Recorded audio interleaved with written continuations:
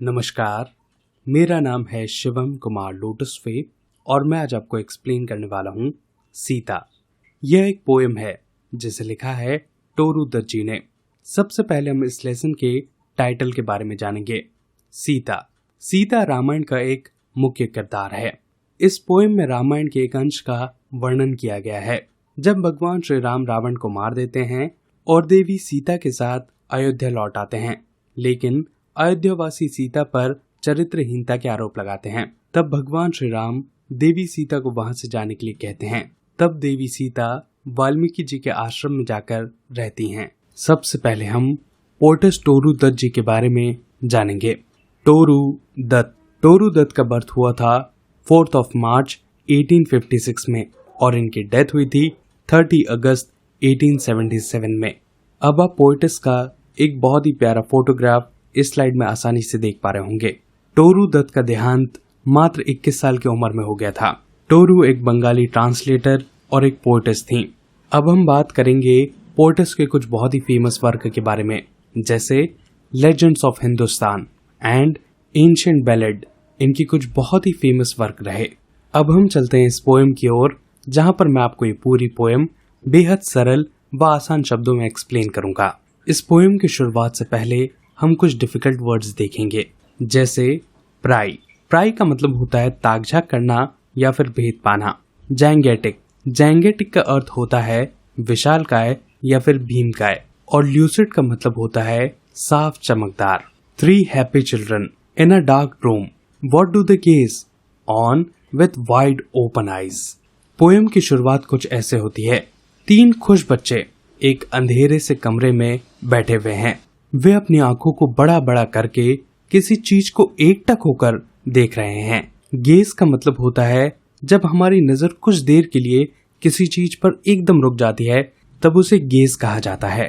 Second line में एक question mark का इस्तेमाल किया गया है जो एक जिज्ञासा पैदा करता है कि बच्चे अपनी आंखों को बड़ा करके क्या देख रहे हैं। अ dense forest where no sunbeam prays and in its center a cleared spot। एक घना जंगल। यहाँ पर पोएट्स ने 2 बार डेंस शब्द का इस्तेमाल किया है, जो ये बताता है कि जंगल बहुत ही घना है।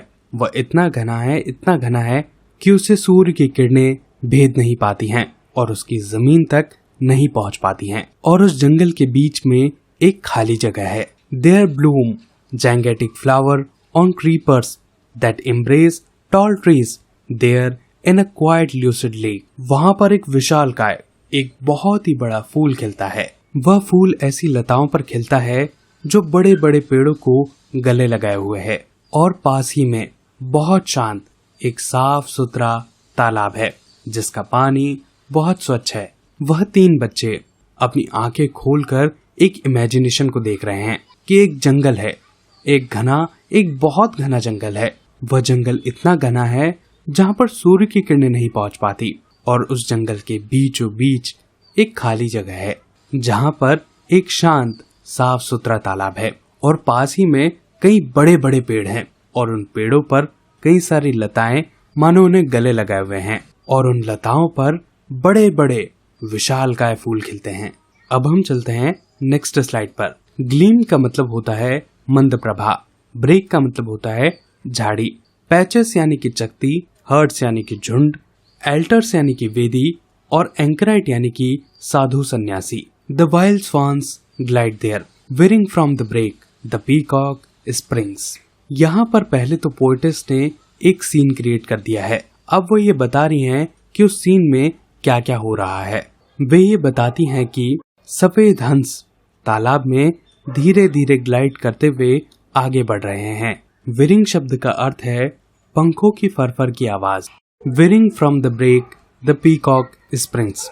इस लाइन से मतलब है पास ही झाड़ियों में कई सारे मोर बैठे हुए हैं। वह मोर अपने पंखों से मंद मंद आवाज करते हुए तालाब में छलांग मारते हैं।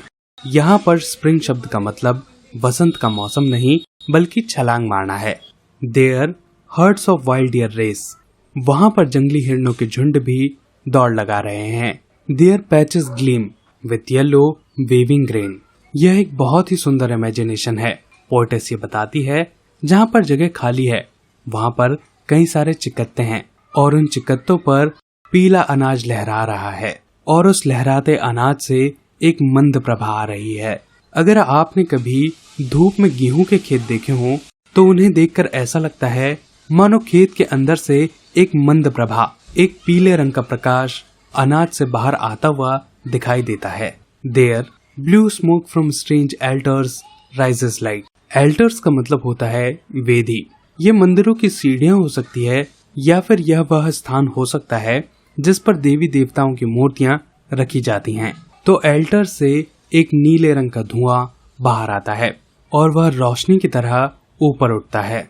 There dwell in peace the poet anchorite. वहां पर उस स्थान पर बड़ी शांति है और शांति में साधु सन्यासी वास करते हैं। यहाँ पर यह भी हो सकता है कि पोएट एंकराइट शब्द का इस्तेमाल वाल्मीकि जी के लिए किया गया हो। पुराने समय में ऋषि मुनि जंगलों में जाकर अपनी कुटिया बनाकर रहते थे और वहीं पर अपना अध्ययन करते थे और इसीलिए कई बार पोएट एंकराइट शब्द का इस्तेमाल किया जाता है। पोएट इसलिए क्योंकि वे कई सारी कविताओं और कहानियों की रचना भी किया करते थे। अब हम चलते हैं नेक्स्ट स्लाइड पर। फेयर का मतलब होता है सुंदर, अमेन का मतलब होता है एकाएक और वेन का मतलब होता है व्यर्थ या फिर बेकार। But who is this fair lady not in when she weeps. लेकिन ये सुंदर सी महिला कौन है जो यूं ही बेवजह नहीं रो रही। यहाँ पर फेयर लेडी शब्द का इस्तेमाल सीता जी के लिए किया गया है। अब तक पोएटिस ने हमें एक बहुत ही सुंदर दृश्य दिखाया है। एक बहुत ही प्यारा सा जंगल है जहाँ पे बीच में एक बहुत ही साफ सुथरा सा तालाब है जिसमें हंस और मोर छलांग लगा रहे हैं।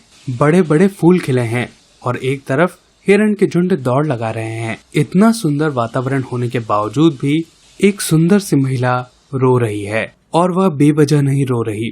जरूर उसके रोने के पीछे कोई गहरा कारण है। For lo at every tear she sheds tear from the 3 pairs of young eyes fell. Amen. यहाँ पर फॉर लो शब्द का इस्तेमाल अटेंशन ग्रैब करने के लिए किया गया है। जैसे जैसे सीता की आंखों से आंसू बह रहे थे ठीक वैसे ही आंखों की 3 नई जोड़ियों से लगातार एकाएक करके आंसू गिर रहे थे। वह तीनों बच्चे एक अंधेरे कमरे में थे और अपनी आंखों को बड़ा करके वह पूरे दृश्य को देख रहे थे और जब सीता रोने लगी तब उनकी आंखों से आंसू नहीं रुके और वह भी लगातार रोने लगे और एक एक करके उनकी आंखों से आंसू बहने लगे। वह तीनों बच्चे कहानी में इतना खो चुके थे कि उन्हें सीता का हर दुख अपना दुख लग रहा था। देवी सीता ने अग्नि परीक्षा देकर यह सिद्ध कर दिया था कि उनका चरित्र एकदम साफ है और इसके बावजूद भी उन्हें बदनाम किया गया और उन्हें अपने पति श्री राम से दूर जंगल में रहना पड़ा और जंगल की कठिनाइयों को अपनाना पड़ा। And bowed in sorrow are the 3 young heads. तीनों नन्हे सिर अफसोस और दुख के कारण झुक गए। अब हम चलेंगे नेक्स्ट स्लाइड पर। हर्ज्ड का मतलब होता है निस्तब्ध या फिर दबा हुआ और इवेंटाइड का मतलब होता है शाम या फिर संध्या। It is an old story and the lay which has evoked sad Sita from the past.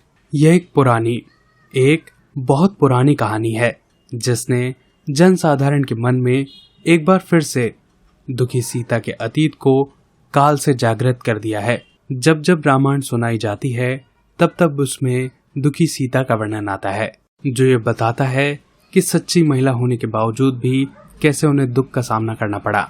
Sita की कहानी ये बताती है कि कैसे महिलाओं को हर बार दबाया जाता है। यहाँ पर कई सारी परतों में वुमेन एम्पावरमेंट की बात कही गई है। Is by a mother sung it's hushed at last and melted the picture from their sight away. Sita की कहानी तीनों बच्चों की माँ द्वारा सुनाई जा रही थी लेकिन तभी माँ निस्तब्ध हो गई और धीरे धीरे बच्चों की निगाहों से तस्वीर ओझल हो गई। अब जैसे जैसे माँ बच्चों को कहानी सुना रही थी बच्चे उसे इमेजिन करते चले जा रहे थे लेकिन तभी माँ अचानक रुक गई क्योंकि सीता के दुख के कारण उसके बच्चे भी रोने लगे और उनकी आंखों से एक एक करके आंसू बहने लगे और तब बच्चों के आंसू माँ देख नहीं पाई और तभी वह अचानक रुक गई और जैसे ही माँ रुकी तब बच्चों के सामने जो चित्र बन रहे थे जो बच्चे इमेजिन कर रहे थे और इस तरह उनकी इमेजिनेशन धीरे धीरे समाप्त हो गई। Yet shall the dream of it until the day। लेकिन वह बच्चे जरूर सपनों में वह कहानी आज तक देखते होंगे। अब ये हो सकता है कि बच्चे बड़े हो गए हों, लेकिन बावजूद इसके वह कहानी शायद उनको आज तक अपने सपने में दिखाई देती होगी, क्योंकि जो चीजें हम बचपन में महसूस करते हैं वह चीजें हमेशा हमारे साथ बनी रहती हैं। When shall those children by their mother side gather? Ah me, as erst as eventide। Poem की लास्ट लाइंस काफी इम्पोर्टेंट हैं। पोएटेस ये कहती हैं कि वह बच्चे कब मिलकर शाम के समय एक लंबे समय के बाद अपनी माँ के बगल में लेटकर बिता पाएंगे। अर्स्ट का मतलब होता है लंबा समय।